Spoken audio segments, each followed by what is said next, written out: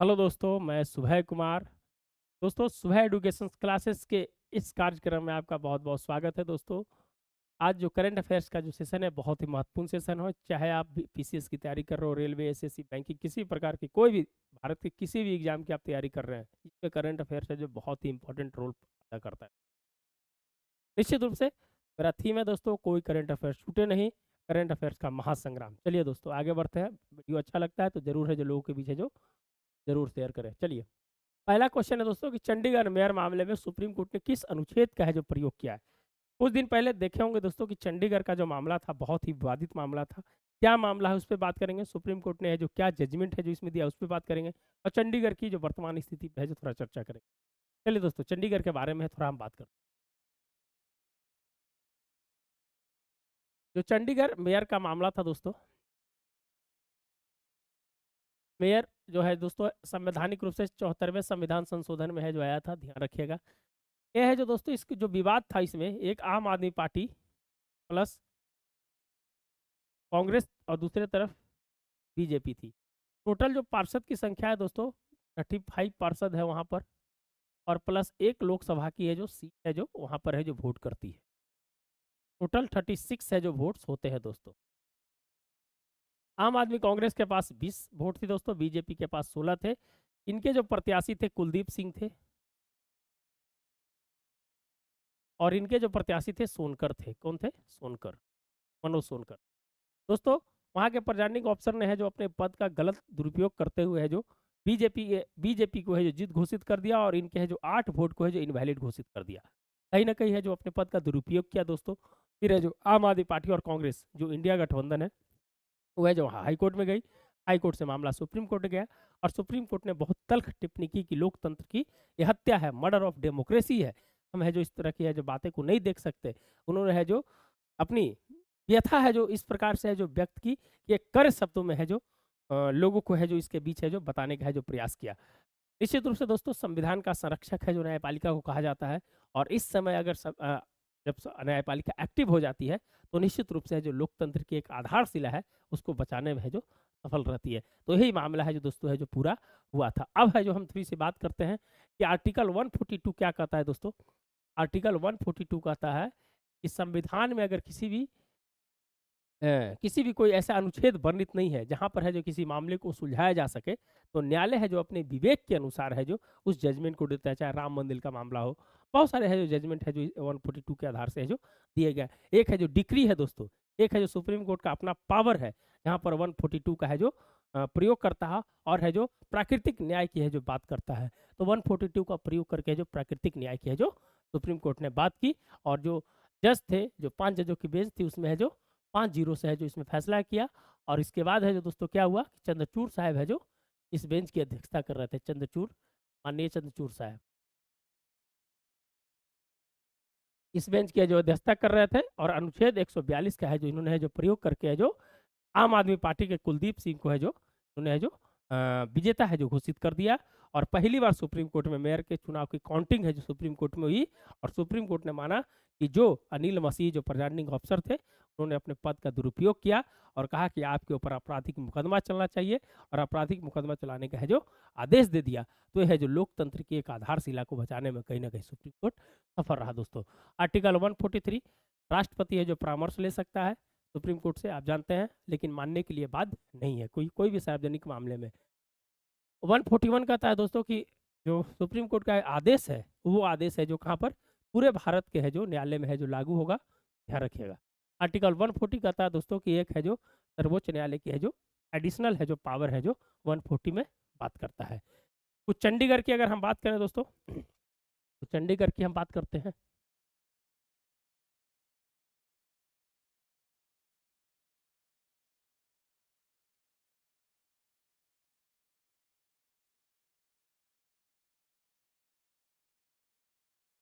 चंडीगढ़ की अगर थोड़ी बात करें दोस्तों, तो ये केंद्र शासित प्रदेश है।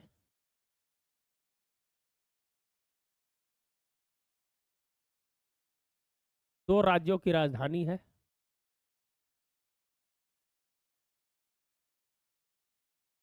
तीसरा है दोस्तों कि यह है जो 144 वर्ग किलोमीटर स्क्वायर का एरिया है दोस्तों।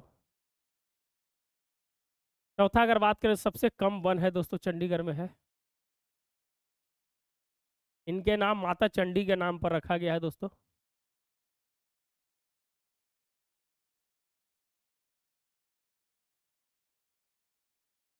वास्तुकार है ली कार्बूजियर है दोस्तों।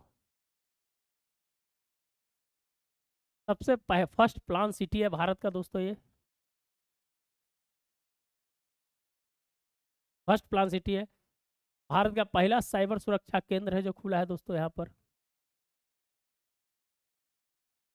स्मोक टावर भी है दोस्तों यहाँ पर। Smoke tower air quality index को बढ़ाने घटाने के लिए है जो लगाया गया है। तो चंडीगढ़ के बारे में है जो दोस्तों हम है जो इतना है जो बात बताने का है जो प्रयास किए। आप है जो जरूर है जो ध्यान रखिएगा।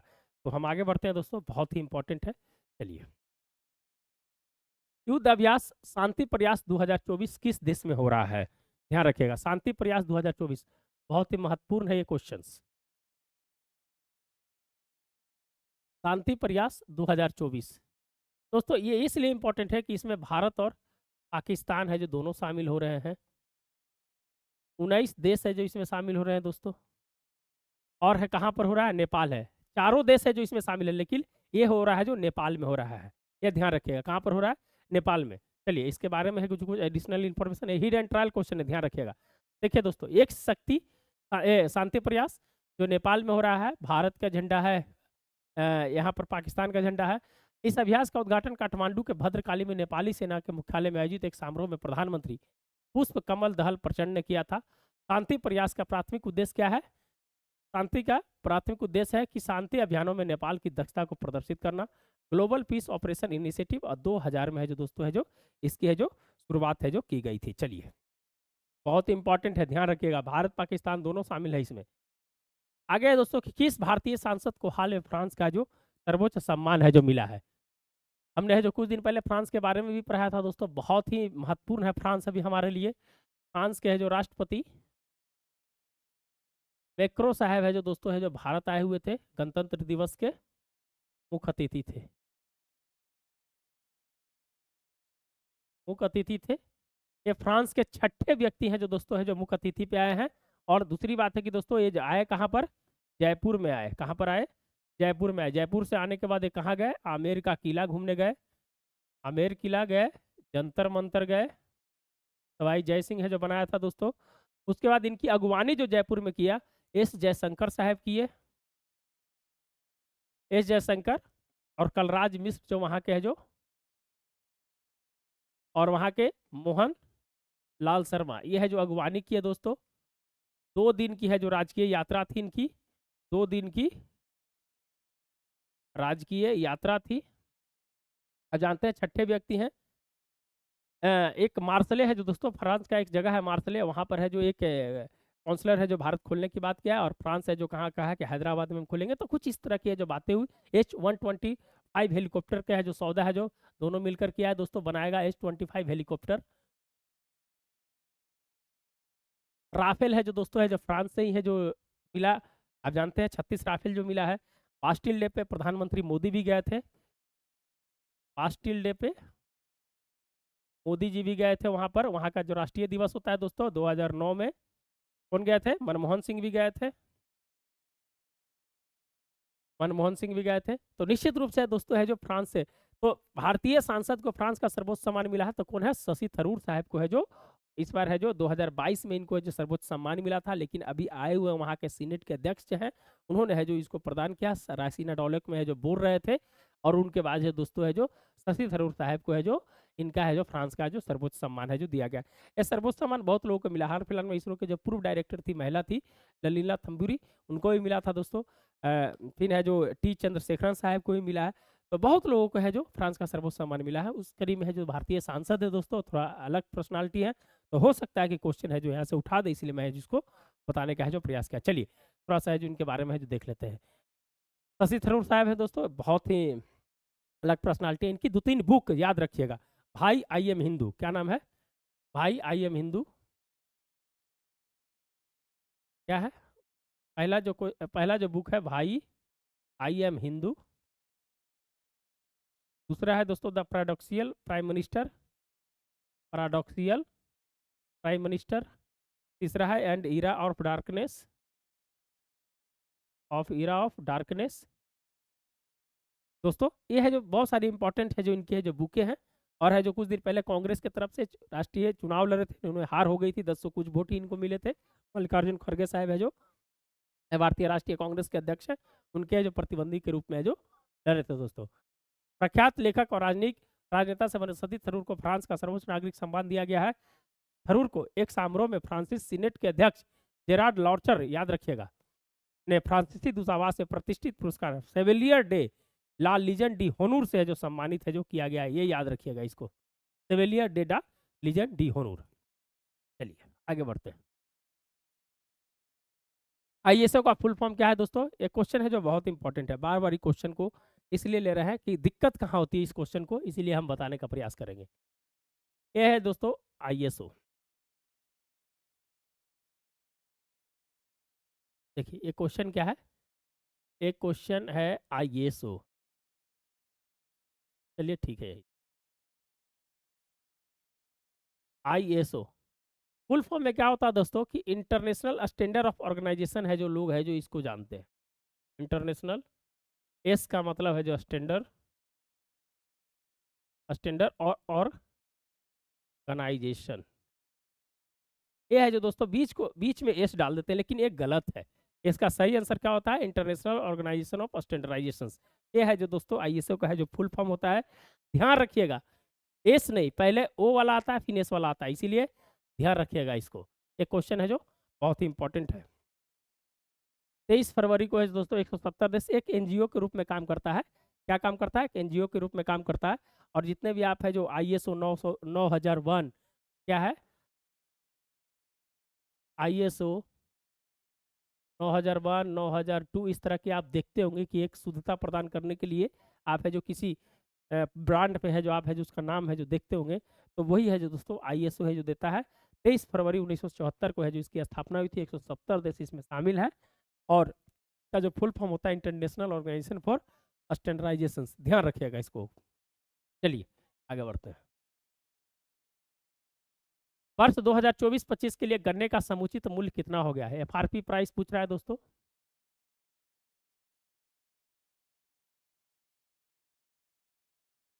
एफआरपी प्राइस, फेयर रेमुनेरेशन और प्राइस, इसको है जो बोलते हैं दोस्तों। एफआरपी है जो दोस्तों कब 1966 के एक शासीय आदेश के बाद है जो दोस्तों है जो शासीय आदेश के बाद इसको है जो लागू किया गया था।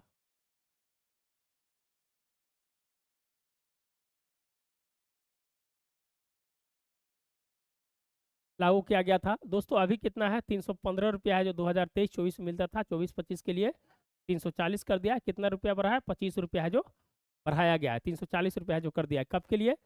2024 से 2025 के लिए। तो इसका आंसर हो जाएगा 340 रुपया। ये कौन देता है दोस्तों? CACP, कॉस्ट एग्रीकल्चर प्राइस है जो मंत्रालय है दोस्तों। एग्रीकल्चर कॉस्ट एंड प्राइस है जो ये मंत्रालय है। पहले है जो 1967 से 1967 से है जो ये स्टार्ट हुआ था। और याद 1966 में है आदेश दिया था, लेकिन है जो बनाया गया था इससे पहले कोई और संस्था थी, लेकिन 1967 में है जो CACP है जो इसका है जो नाम दिया गया दोस्तों। फिर इसका 1985 में भी है जो इसका है जो नाम है जो बदला गया था। कितना है? MSP +1, MSP 22 फसल पर और एक है जो ये गन्ना का दिया जाता था। टोटल कितना हो गया?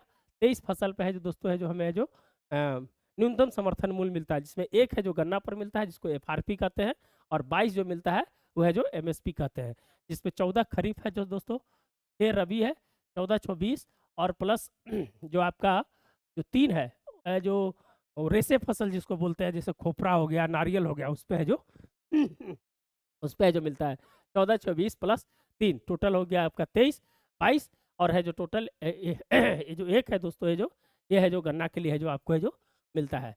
तो टोटल कितना हो गया? 23 हो गया। टोटल कितना हो गया? 23 हो गया। 22 + 1। चलिए ध्यान रखिएगा। गन्ना जो है दोस्तों कौन सा फसल है? आप जानते हैं कि कृषि आधारित फसल है। कौन सा है? कृषि आधारित फसल है जो गन्ना है। कौन सा है? कृषि आधारित फसल है गन्ना। प्रजनन केंद्र कहाँ है? कोयम्बटूर है। कहाँ पर है? कोयम्बटूर है। अभी हाल फिलहाल में एक नई है जो प्रजाति का नाम बताए थे, C17-018, एक नई प्रजाति है दोस्तों गन्ना की, आप जानते होंगे। तो पूरा है जो हमने है जो बताने का है जो प्रयास किया दोस्तों। चलिए, और गन्ना सबसे ज़्यादा कहाँ पर होता है? फर्स्ट होता है यूपी में, और सेकंड होता है महाराष्ट्र में। चलिए, C20 क्या है? C20 क्या है दोस्तों? एक हेलीकॉप्टर है, एक मिसाइल है, क्रायोजेनिक इंजन है, एक सुपर कंप्यूटर है। सी है जो दोस्तों क्या है? एक है जो क्रायोजेनिक इंजन है। क्या है?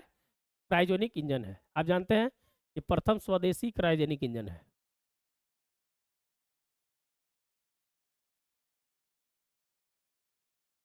प्रथम स्वदेशी है जो क्रायोजेनिक इंजन है दोस्तों,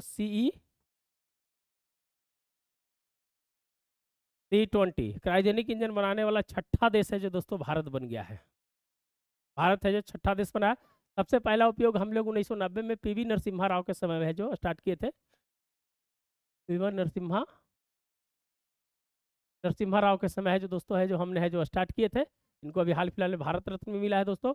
और दूसरी चीज़ है कि 300 करोड़ का है जो हमारा सबसे पहला है जो बजट था। चलिए, आगे बढ़ते हैं। यही है दोस्तों, कैसे काम करता है उस पर है जो हम आपको बताएंगे। चलिए, देखिए दोस्तों, ये है जो पूरा आपका सिस्टम है। इसमें कैसे कैसे जो प्रक्षेपण किया जाता है, ये जो होता है दोस्तों, जो सबसे फर्स्ट में जो सॉलिड ईंधन का है जो प्रयोग किया जाता है। जब ये जल जाता है, नीचे नीचे देखते होंगे कि आप आग लगा हुआ जैसा है जो प्रतीत होता है, तो ये होता है जो सॉलिड होता है। ये जलने के बाद फिर यहाँ से है जो लिक्विड, जो सेकंड वाला जो होता है, वो है जो लिक्विड ईंधन का है जो प्रयोग करता है। फिर ये जलने के बाद देखिए यहाँ पर है जो आपका क्या है, क्रायोजेनिक इंजन का प्रयोग किया जाता है। क्रायोजेनिक इंजन का है जो प्रयोग किया जाता है, ध्यान रखिएगा दोस्तों, यही है। ये है जो पेलोड लगा हुआ है यहाँ पर। अगर मान लीजिए गगनयान जाएगा तो यहाँ पर है जो सॉरी,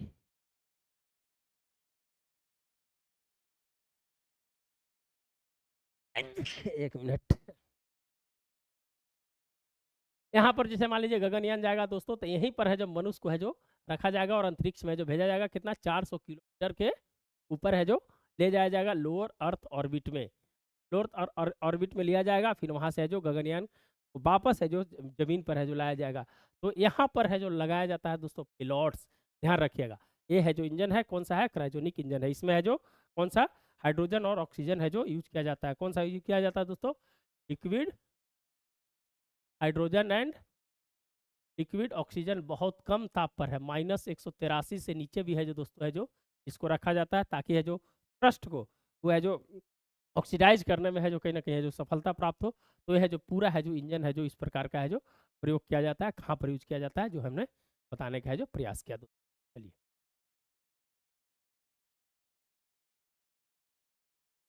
चलिए, रायसीना डायलॉग 2024 का थीम क्या है? अभी हाल फिलहाल में है दोस्तों रायसीना डायलॉग हो रहा है। रायसीना नाम इसलिए पड़ा दोस्तों कि भारत वित्तीय मंत्रालय का कार्यालय है जो रायसीना हिल्स पे है, इसलिए है जो उसका नाम पड़ा भारतीय मंत्रालय का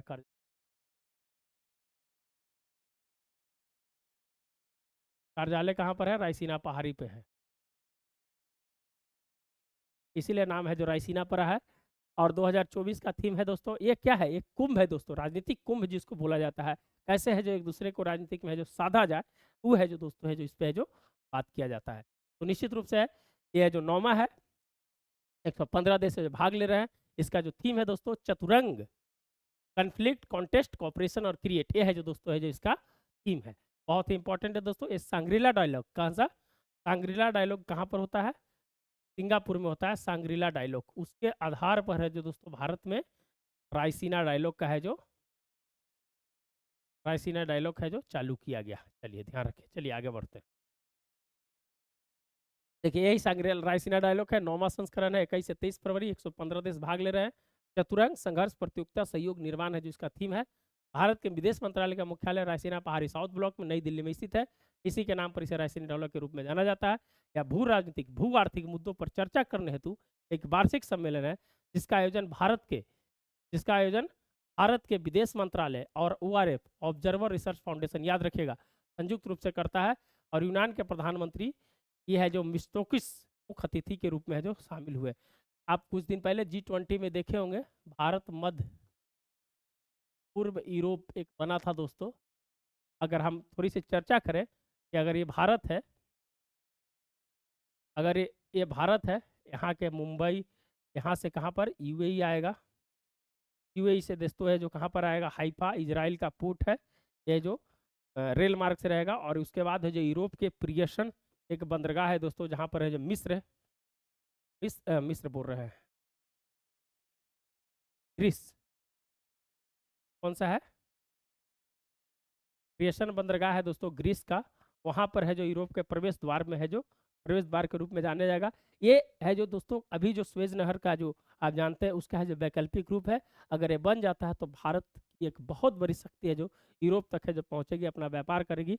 और मुझे उम्मीद है कि भारत मध्य पूर्व यूरोप जो G20 में है जो स्टार्ट किया गया था, ये है जो सकारात्मक बदलाव है जो जरूर लाएगा। अभी जान रहे हैं कि लाल सागर में है जो हौती विद्रोह का किस प्रकार से है जो बाबू मदब जो संकरा जगह है वहाँ पर है जो हमला हो रहा है, जिसके जिसके कारण व्यापार है जो प्रभावित हो रहा है दोस्तों। तो उसके लिए ये है जो मार्ग है जो बहुत ही इंपॉर्टेंट है जो आने वाला समय में होगा, तो ध्यान रखिएगा।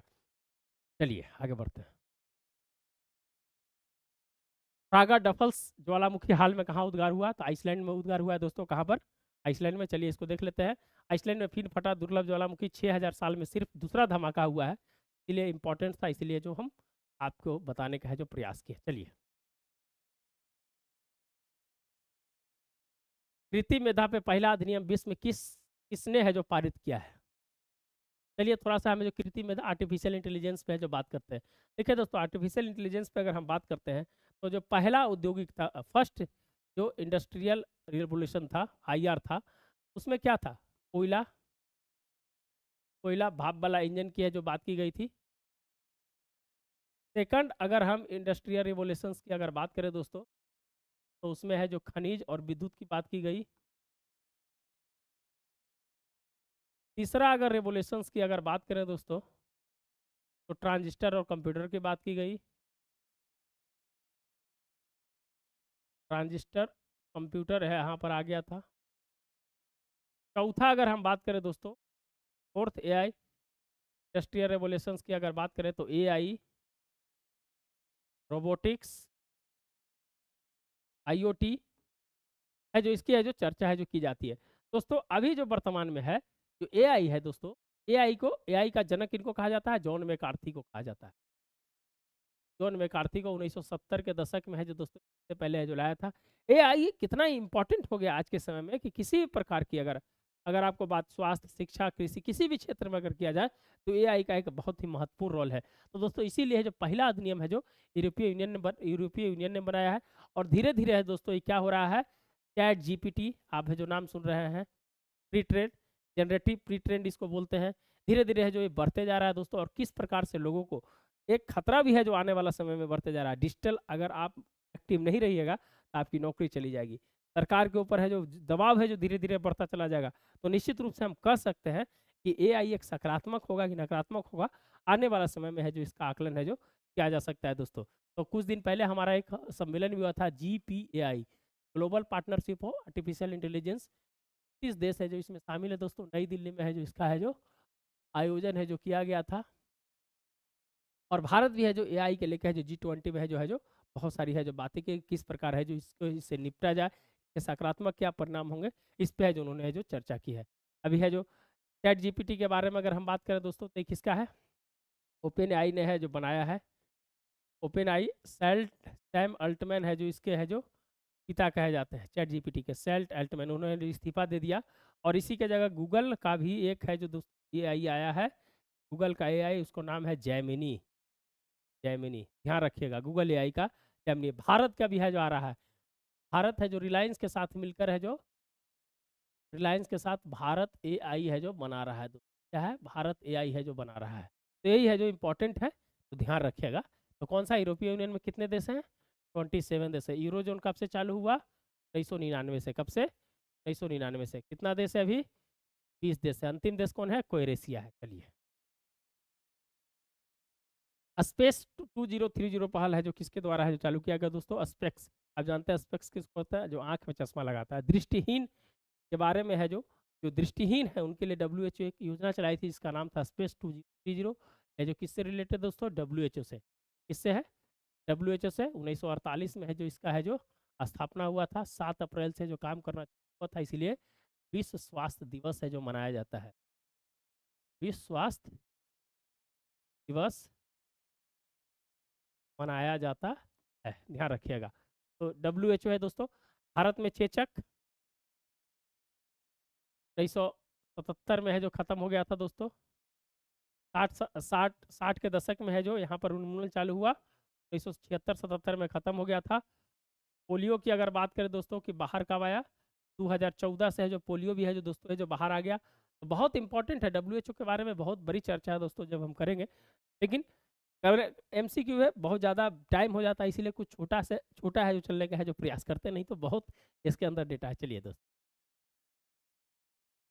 चलिए ये दोस्तों दृष्टिहीन व्यक्तियों के लिए है जो 74वें विश्व स्वास्थ्य एकीकृत और जन केंद्रित नेत्र देखभाल करने के लिए सस्पेक्स 2 नामक एक पहल शुरू किया था। और भारत में 2016 में है जो पहले है जो विकलांगता की जो स्थिति 4 थी, अब है जो बढ़ाकर है जो कितना कर दिया? 21 कर दी। चलिए दोस्तों, बर्निंग रोज इन गार्डन पुस्तक के लेखक कौन है? बहुत इंपॉर्टेंट है दोस्तों। Burning burning rose in garden Taslima Nasrin है, बांग्लादेश से रिलेटेड है दोस्तों।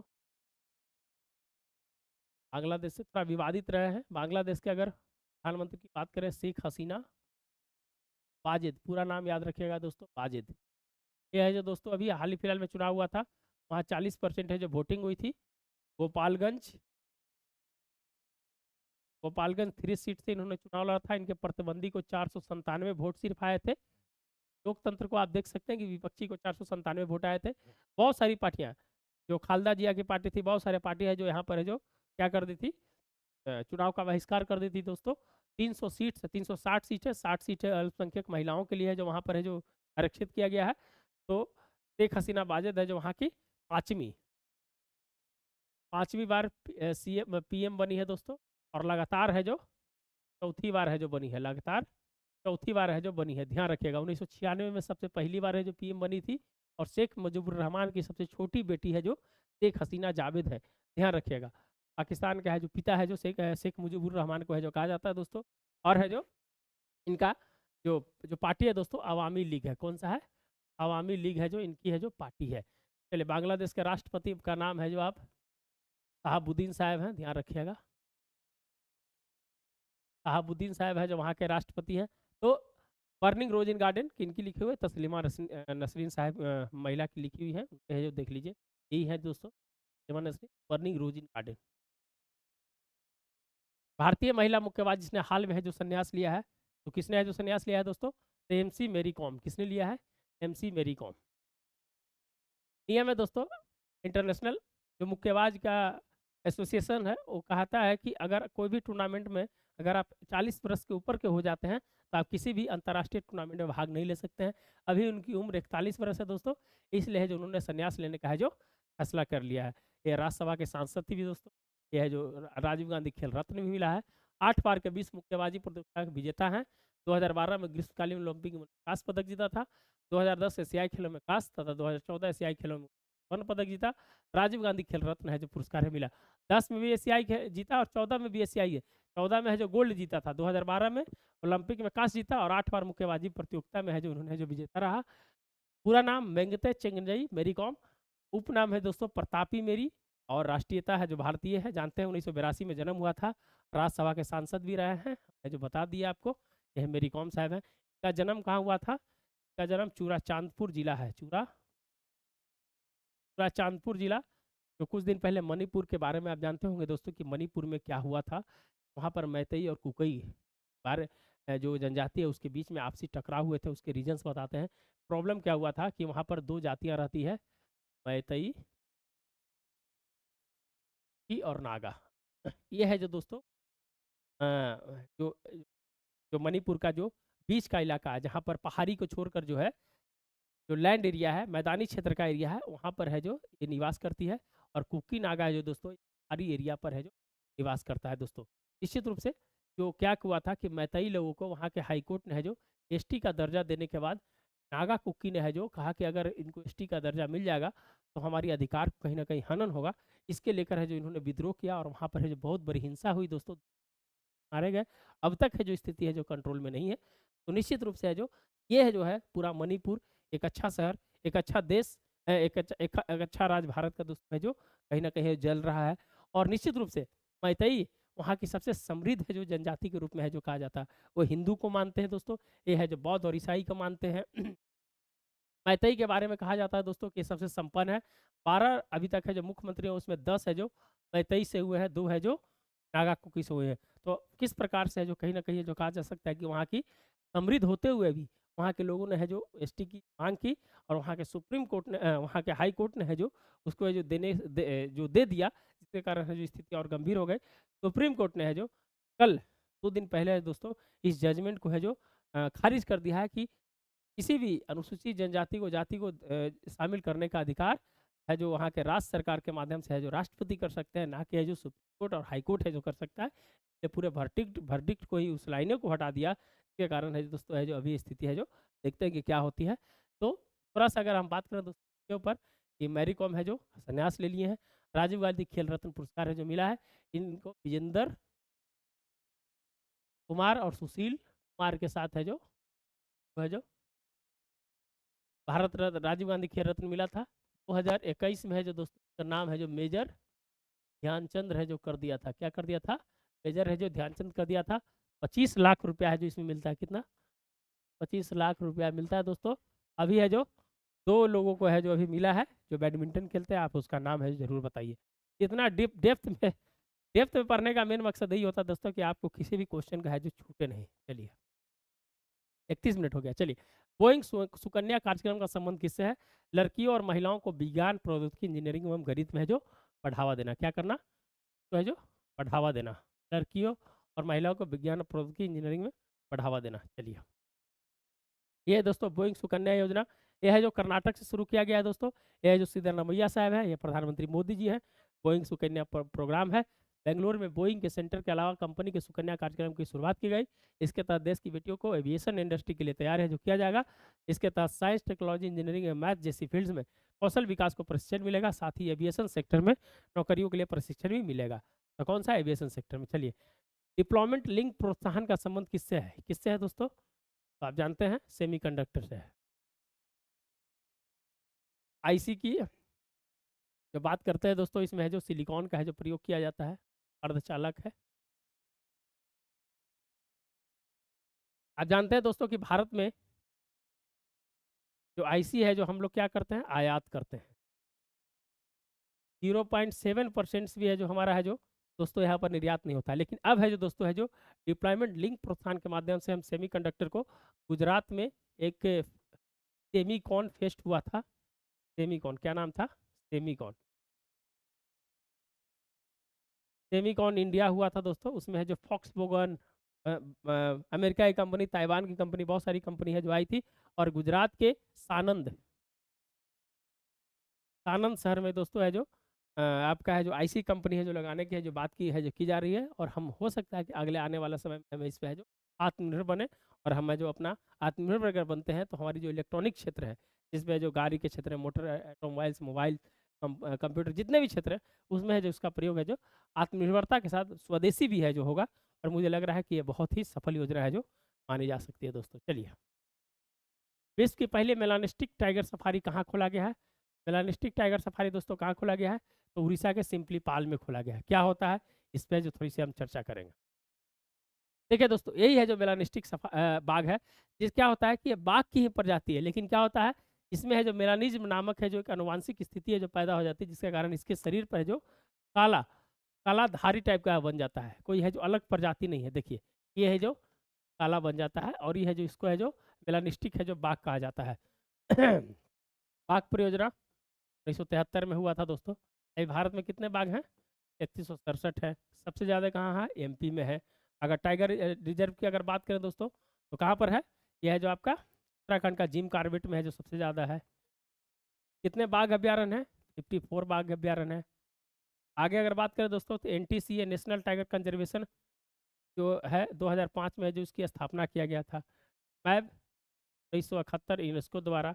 मैन एंड बायोस्फीयर कैसे है जो आदमी के साथ है जो बायोस्फीयर को दोनों के बीच है सामंजस्य कैसे बैठाया जाए, उसके लिए जो 1971 में है जो चालू किया गया था दोस्तों। तो निश्चित रूप से है जो जो बाघ है हमारे लिए बहुत ही महत्वपूर्ण है दोस्तों, प्रकृति के लिए बहुत ही, पारिस्थितिक तंत्र के लिए बहुत ही महत्वपूर्ण है। तो निश्चित रूप से जो हम कह सकते हैं कि हमारा जो उड़ीसा द्वारा जो सिंपलीपाल टाइगर रिजर्व में है जो टिकट विश्व की सबसे पहले मेलानिस्टिक सफारी का है जो अनावरण किया गया। मेलानिज्म तथा मेलानिस्टिक टाइगर एक अनुवांशिक स्थिति है जिसके परिणाम स्वरूप मेलानिन की मात्रा बढ़ जाती है, जिसके जानवरों की त्वचा अथवा बालों का रंग लगभग पूरी तरह से है जो काला हो जाता है। यही है जो दोस्तों सिंपलीपाल में है, ये है जो ध्यान रखिएगा। मेलानिस्टिक बाघ अभ्यारण्य कहाँ पर है? सिंपलीपाल उड़ीसा। उड़ीसा के बारे में हमने कुछ दिन पहले चर्चा किया, चर्चा यहाँ करने की जरूरत है। चलिए, पद्म पुरस्कार 2024 कितने लोगों को दिया गया दोस्तों? तो 132 लोगों को दिया गया है। कितने लोगों को दिया गया है? 100 है जो 32 लोगों को है जो दिया गया है। 132 लोगों को है जो दिया गया है। चलिए, कौन कौन है ये है दोस्तों? 110 लोगों को पद्मश्री, 5 लोगों को पद्म विभूषण और 17 लोगों को पद्म भूषण मिला है। 30 वोमेन है उसमें, 9 को मरणोपरांत है जो दिया गया है। जो टोटल कितना होगा? 132 होगा। इस बार साउथ को राजनीतिक परिदृश्य से देखते हुए इस बार साउथ को है जो इसमें है जो जोड़ा गया है दोस्तों। चलिए आगे बढ़ते हैं। ब्रह्मोस मिसाइल का निर्यात भारत किस देश के साथ कर रहा है दोस्तों? ब्रह्मोस मिसाइल का निर्यात भारत किस देश के साथ कर रहा है? तो फिलीपींस के साथ कर रहा है दोस्तों। बहुत पहले भी चर्चा में था। ब्रह्मोस भारत और रसिया का है, बहुत बड़ी संयुक्त परियोजना है दोस्तों। और है जो रक्षा क्षेत्र में और मिसाइल के क्षेत्र में भारत और रूस का है जो गठजोड़ है जो धीरे धीरे है जो बढ़ता जा रहा था, लेकिन अभी फ्रांस के आने से चलते और यूक्रेन युद्ध के चलते भारत की स्थिति है जो कहीं ना कहीं है जो एक बैलेंस बनाने की स्थिति में है। तो ब्रह्मोस मिसाइल का जो है किसको निर्यात कर रहा है? तो फिलीपींस को है जो निर्यात कर रहा है। चलिए, कुल्लावासल 331 क्रूज मिसाइल का परीक्षण है जो किस देश ने किया है? कौन कर सकता है दोस्तों? एक सनकी देश का नाम है कहा? उत्तरी कोरिया। उन्होंने है जो किया है क्रूज मिसाइल का किया है। चलिए, ये सब हिडन ट्रायल है, आपको याद रहेगा तभी कीजिएगा। हेडल 523 पानी के अंदर परमाणु ड्रोन का सफल परीक्षण है जो किसने किया? इसने भी है जो उत्तरी कोरिया। इस बार उत्तरी कोरिया से क्वेश्चन बनने जा रहा है, ध्यान रखिएगा, 100% बनेगा। देखिए यही है नॉर्थ कोरिया, हेलाई 523 एमिड प्रोटेस्ट है जो दोस्तों किम जोंग साहब है और इन्होंने जो किया। चलिए, देश स्टैक ई पोर्टल किस मंत्रालय द्वारा शुरू किया गया है दोस्तों? तो शिक्षा मंत्रालय द्वारा। कौन सा? शिक्षा मंत्रालय द्वारा। ऑनलाइन लर्निंग ऐप के माध्यम से है जो दोस्तों एक ही जगह है जो कंबाइन करके है जो रखा जाएगा और है जो देश का ई स्टैक ई पोर्टल है। चलिए, अखिल भारतीय पीठासीन अधिकारी की बैठक कहाँ हुई? जो हमारे जो अध्यक्ष होते हैं, विधानसभा अध्यक्ष होते हैं, उनकी है जो बैठक हुई तो दोस्तों कहाँ पर हुई है? महाराष्ट्र में। चलिए सीधा है जो दिखाते हैं, वही पिक्चर्स को दिखाते हैं, याद रहेगा आपको। देखिए ये है जो महाराष्ट्र में बैठक हुई है दोस्तों और है जो एक नाथ शिंदे साहब है, एक नाथ शिंदे साहब है मुख्यमंत्री हैं दोस्तों वहाँ के, ध्यान रखिएगा। और पीठासीन 44वां है जो पीठासीन अधिकारी की है जो बैठक हुई है।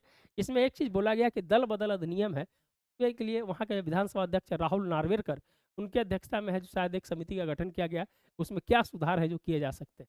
तो पीठासीन अधिकारियों की बैठक कहाँ पर हुई दोस्तों? महाराष्ट्र में हुई।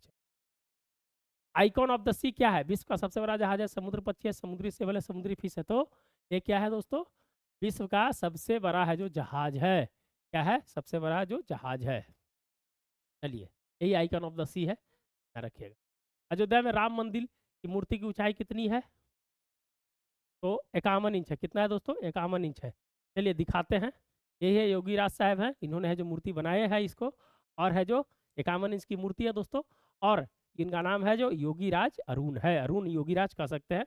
और ये जो मंदिर का वास्तुकार है वो सोमपुरा साहब है, ध्यान रखिएगा। कौन है? सोमपुरा साहब है। चलिए, परीक्षा पे चर्चा 2024 का संस्करण कितना था? तो 7वां संस्करण था। कौन सा था?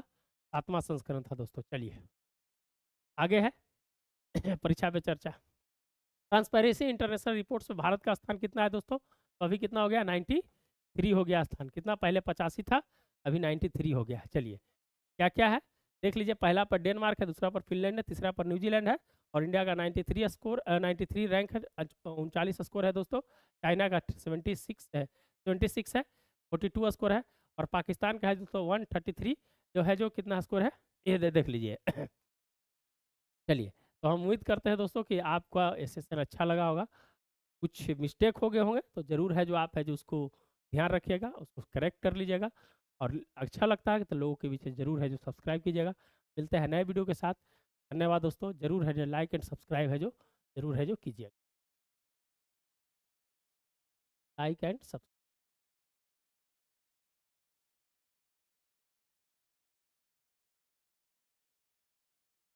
चलिए दोस्तों, धन्यवाद। मिलते हैं नए वीडियो के साथ। धन्यवाद।